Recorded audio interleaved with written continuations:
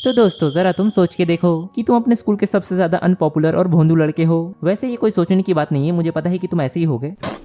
But चलो मान लेते हैं कि तुम्हारी हालत कुछ ऐसी ही है जिस वजह से तुम्हें कोई भी लड़की सीरियसली ही नहीं लेती। लेकिन अचानक से एक दिन तुम्हें एक पावर मिल जाती है जिसके बाद तुम इस दुनिया में किसी भी लड़की का अफेक्शन लेवल देख सकते हो कि कौन तुम्हें कितना ज्यादा पसंद करता है। और इसी पावर की वजह से तुम गलती से कुछ लड़कियों को अपने प्यार में रिज कर देते हो, जिसके बाद वो सभी लड़कियां तुम्हारे लिए लड़ने लगती है। तो अब बताओ ये सब होने के बाद तुम्हें कैसा लगेगा देख देख कैसे हंस रहा है। अरे मुझे पता है ये तुम लोगों के साथ सपने में भी नहीं होने वाला है, बट अपने मेन कैरेक्टर के साथ तो होने वाला है ना। तो चलो क्यों ना उसी की ही स्टोरी देख लेते हैं। तो एपिसोड की शुरुआत में हमें हमारे मेन कैरेक्टर को दिखाया जाता है जिसका नाम कानाता होता है और वो अपनी बचपन की दोस्त मारिका के साथ शूटिंग स्टार्स को देखने आया होता है। और तो और वो उससे बचपन से ही बहुत प्यार करता है, लेकिन ये बात उसको कहने में ही इसकी फटती है क्योंकि मारिका स्कूल में बहुत ज्यादा पॉपुलर है बट अपना भाई नहीं। और तो और उसे ये भी लगता है कि कोई भी लड़की उस पर इंटरेस्टेड ही नहीं है, इसलिए वो शूटिंग स्टार की ओर देखकर अपने मनी मन प्रे करते हुए कहता है कि प्लीज गॉड प्लीज मेरी इस विश को पूरा कर दो क्योंकि मैं देखना चाहता हूँ कि लोग मेरे बारे में क्या फील करते हैं। और ये कहने के बाद हमें अगले दिन स्कूल का सीन दिखाया जाता है जहाँ पे जैसी कानाता क्लास में इंटर करता है तभी वो एक लड़की से टकरा जाता है।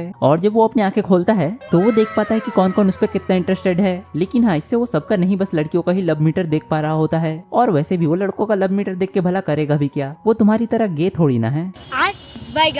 इसके बाद हम देखते हैं एक लड़की को जिसका नाम मिकासा होता है और वो भी हमारे भाई की बचपन की दोस्त ही होती है, इसलिए वो उससे कहती है हे कानाता आखिर तुम जमीन पर लेटे हुए ऐसे क्या कर रहे हो। और ये सुनते ही कानाता फटाक से खड़ा हो जाता है, लेकिन तभी वो उसका लव मीटर देखता है जो कि अच्छा खासा भरा हुआ था। मगर जैसे ही वो उसके सर से चेरी ब्लॉसम का पत्ता हटाता है तभी मिकासा उसे शर्माते हुए थैंक्स कहती है, जिसके बाद उसका लव मीटर अचानक से बढ़ जाता है जो देख के कानाता बहुत ज्यादा हैरान हो जाता है क्योंकि उसे यकीन ही नहीं हो रहा था कि अब वो सच में देख पा रहा है कि कौन उससे कितना ज्यादा पसंद करता है। मगर तभी इसी चक्कर में वो गलती से एक लड़की के टेबल पे बैठ जाता है जिसका नाम सायोकी होता है और वो उससे गुस्से में कहती है हे आखिर तेरी हिम्मत कैसे हुई मेरे टेबल पे इस तरीके से बैठने की। और ये सुनते ही कानाता उससे घबराते हुए माफी मांगता है, लेकिन तभी उसे सुनाई देता है कि मारिका क्लास में ही आ रही होती है और वो उसका लव मीटर देखने के लिए बहुत ज्यादा एक्साइटेड हो जाता है क्योंकि अगर देखा जाए ये विश असल में उसने उसी के लिए ही तो मांगा था ना। मगर जैसे ही वो मारिका का लव मीटर देखता है तो कानाता के पैरों तले जमीन खिसक जाती है क्योंकि लिटरली भाई मारिका का लव मीटर यहाँ पे नेगेटिव पे था। और ये पता चलने के बाद तो हमारे भाई का फ्यूज ही उड़ जाता है। लेकिन इसके बाद में हमें रात में मारिका के घर का सीन दिखाया जाता है जहाँ पे वो कानाता के फोटोज को देख के मुस्कुरा रही होती है, जिसके बाद वो अपने मनी मन इमेजिन करने लगती है कि उसके और कानाता की शादी हो चुकी है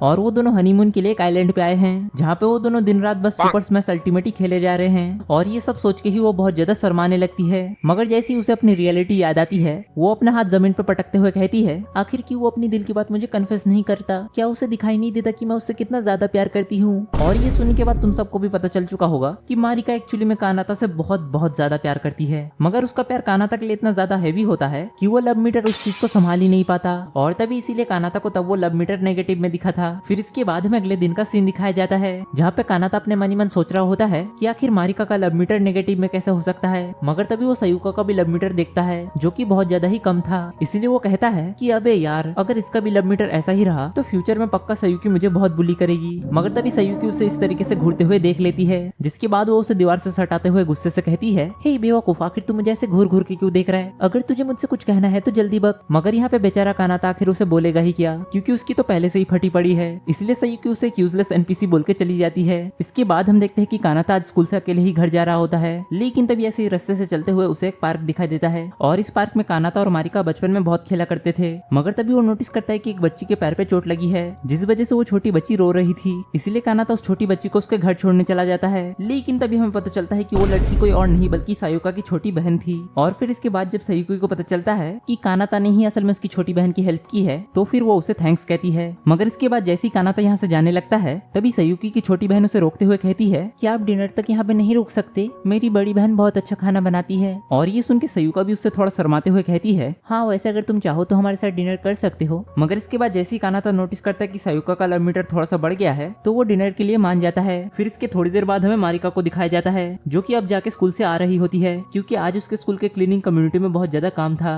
लेकिन तभी ऐसे ही रास्ते में चलते हुए वो कानाता को नोटिस कर लेती है जो कि सयुकी के घर से जस्ट अभी निकल ही रहा होता है। और उन दोनों को ऐसे देख के मारिका अपने मनी मन कहती है नहीं ये नहीं हो सकता, आखिर कानाता उसके घर पे इस वक्त क्या करने गया था, और एक सेकंड क्या वो छोटी लड़की उन दोनों की बेटी है। और ये सब सोच सोच के ही मारिका का दिमाग खराब हो रहा होता है क्योंकि उसे गलतफहमी हो रही थी कि सयुकी और कानाता किसी सीक्रेट रिलेशनशिप में है। मगर तभी कानाता जो है वो मारिका को देख लेता है, जिसके बाद मारिका उसे बेवकूफ कहकर वहाँ से भाग जाती है और कानाता उसके पीछे भाग के उसे रोकने की कोशिश तो करता है, लेकिन उसका स्टेमिना रात में किसी और चीज के ऊपर यूज होने की वजह से वो यहाँ पे बहुत ही जल्द थक जाता है। फिर इसके बाद हमें अगले दिन का सीन दिखाया जाता है जहाँ पे कानाता अपने डॉग के साथ एक पार्क में चिल कर रहा होता है, लेकिन तभी वहाँ पे मिकासा भी आ जाती है, मगर पता नहीं कि वो कानाता को देख के शर्माने लगती है। जिसके बाद वो अपने मनी मन कहती है, मैंने कल ही एक मांगा पड़ी थी जहाँ पे दो डॉग्स को आपस में ही प्यार हो गया था, जिसके बाद उन दोनों के ओनर्स को भी एक दूसरे से प्यार हो जाता है, तो कहीं इसका मतलब ये तो नहीं कि अब ये रियल लाइफ में मेरे साथ होने वाला है। और ये सब सोच के ही उसका लव मीटर बढ़ने लगता है, लेकिन ये देख के कानाता अपने मनी मन कहता है, अरे आखिर मिकासा का लव मीटर मेरे लिए इतना ऊपर क्यों जा रहा है, नहीं नहीं मैं ऐसा नहीं होने दे सकता, क्योंकि मैं सिर्फ और सिर्फ मारिका से प्यार करता हूँ। इसके बाद कानाता के दिमाग में एक आइडिया आता है और वो मिकासा के डॉग के साथ रनिंग करने के बहाने से जानबूझ के जमीन पे मुंह के बल गिरने की एक्टिंग करता है ताकि मिकासा उसका रोतुड़ सा चेहरा देख पाए और उसका अफेक्शन लेवल कम हो जाए, और लिटरली ये चीज काम भी कर जाता है। मगर तभी वहाँ पे मिकासा का डॉग तेजी से भागने लगता है, जिस वजह से मारिका नीचे जमीन पे गिरने ही वाली थी, लेकिन उससे पहले ही कानाता उसे बचा लेता है, जिसके बाद मिकासा का अफेक्शन लेवल फिर से बढ़ जाता है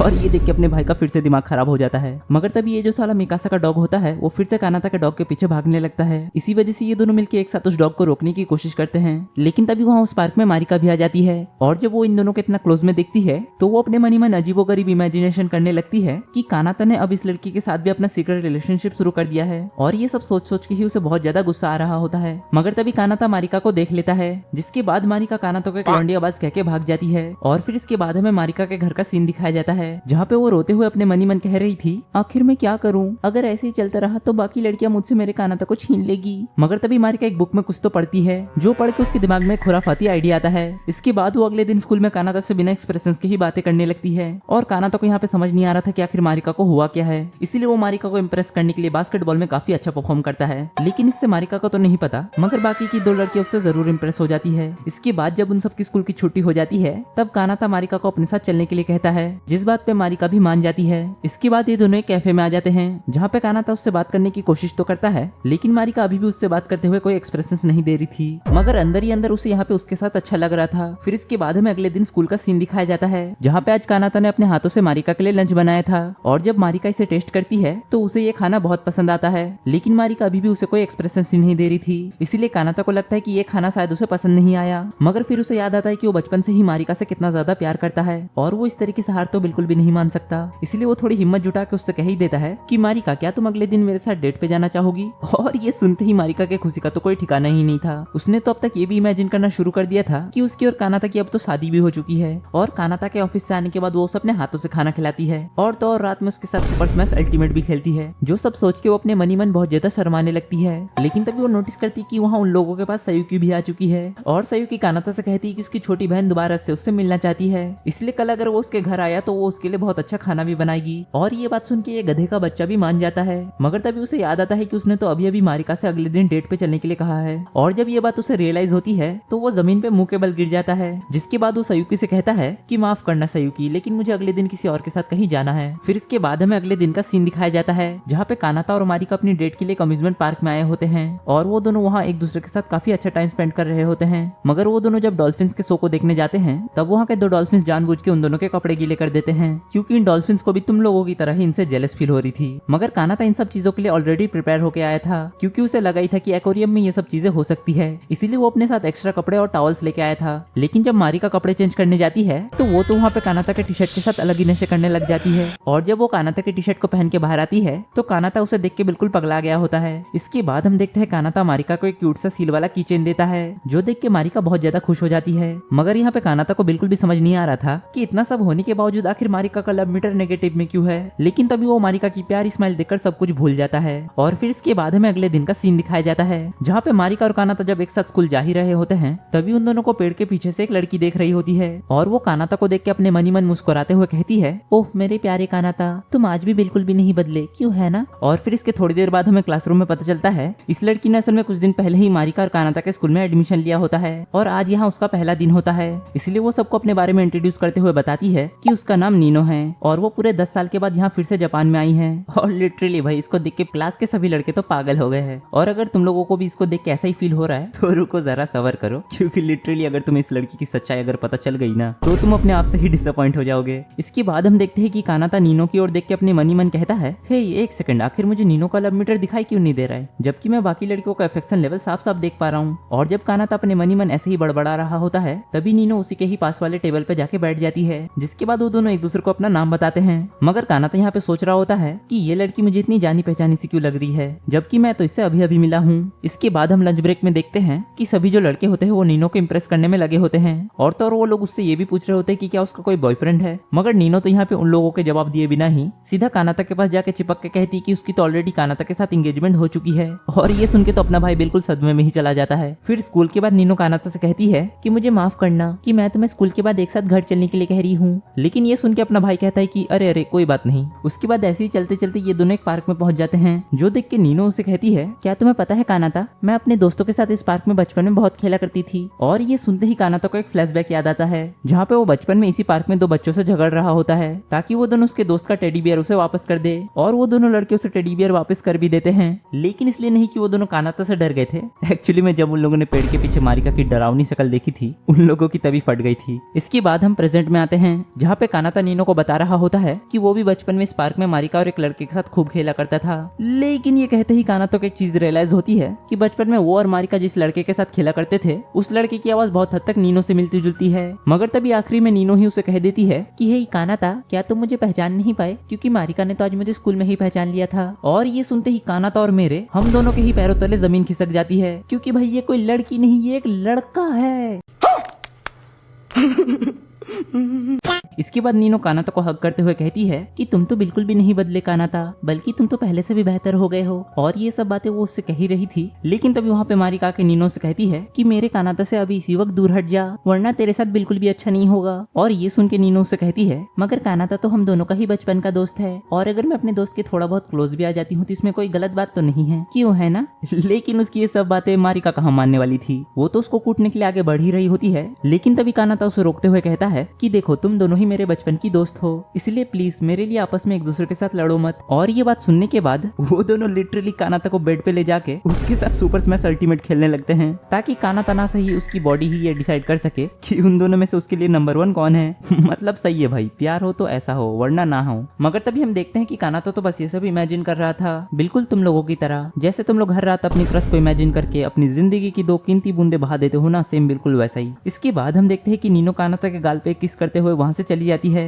और ऐसा होते हुए मारिका पेड़ के पीछे से ये सब देख लेती है, जिसके बाद वो बहुत ज्यादा ही भड़क जाती है। और कानाता को भी अब तक रियलाइज हो चुका है कि मारिका उसके पीछे आ चुकी है, जो बिना कहे अब उसकी मारने वाली है। फिर इसके बाद हमें अगले दिन का सीन दिखाया जाता है, जहाँ पे सयू की सपना देख रही होती है कि उसकी कानाता के साथ शादी हो चुकी है, और वो दोनों अपने हनीमून के लिए एक बीच पे आए हैं, जहाँ वो दोनों एक दूसरे के साथ काफी अच्छा टाइम स्पेंड कर रहे होते हैं। और तो और वो दोनों एक साथ नहाने के बाद रात में सुपर स्मैश अल्टीमेट भी खेलते हैं, और यही सब अजीबोगरीब सपने देखने के बाद उसकी नींद टूट जाती है। फिर इसके बाद हमें मारिका को दिखाया जाता है, जो कि कानाता के बॉडी पिलो को जोर से हग करके सो रही थी।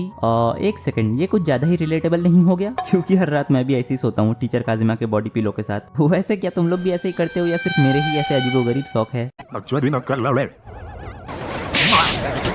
हम यहाँ पे देखते हैं कि मारिका कानाता के बॉडी पिलो को टाइटली हग करते हुए अपने नींद में बड़बड़ाती हुई कहती है, मैं अपने कानाता के साथ बचपन से ही उसकी बहुत अच्छी दोस्त रही हूँ, और भले ही कितनी भी लड़कियां उसके करीब आ जाए, लेकिन मैं अपने कानाता को कभी किसी और का नहीं होने दूंगी। फिर इसके बाद हमें स्कूल का सीन दिखाया जाता है, जहाँ पे जब कानाता और मारिका एक साथ रूफटॉप पे लंच करने जाते हैं, तब सयू की ये चीज नोटिस कर लेती है, जिसके बाद उसे आज वही सुबह का सपना याद आने लगता है। जिसके बाद वो भी रूफटॉप पे उन लोगों के पास चली जाती है, और फिर वो मारिका से कहती है कि वो उसे इतनी आसानी से नहीं जीतने देगी। और तो और जब इन दोनों की लड़ाई चल ही रही होती है, तभी में घी डालने के लिए वहाँ पे नीनो और मिकासा भी आ जाते हैं, और पता नहीं कैसे लेकिन इनके जो लव मीटर्स होते हैं वो अचानक से इवॉल्व कर जाते हैं, जिसके बाद ये सभी आपस में ही बैटल करने लगते हैं। लेकिन एक सेकंड, बाकी सबका तो ठीक है, लेकिन इस पे लव मीटर क्या कर रहा है? नीनो तो एक लड़का था ना भाई, मजाक सेट के कुछ भी चल रहा है इस एनीमे में। और ये जब चारों लड़कियां ऐसे ही लड़ रही होती है, तब कानाता को एक आइडिया आता है, और वो उन सभी से कहता है कि लंच टाइम खत्म हो चुका है, इसीलिए अब उन सबको क्लासरूम में जाना चाहिए। और ये सुनते ही पता नहीं कैसे लेकिन वो लोग मान जाती है। मगर तभी उनके जो लव मीटर्स होते हैं वो लोग ही अपने पावर्स को फ्यूज करके कानाता पे हमला कर देते हैं, जिससे कानाता दूर जाके गिरता है। और जब सभी लड़कियां उसके पास जाती है तो वो उनको कुछ ऐसी हालत में मिलता है, और उसकी ऐसी हालत देखकर मारिका रोने लगती है।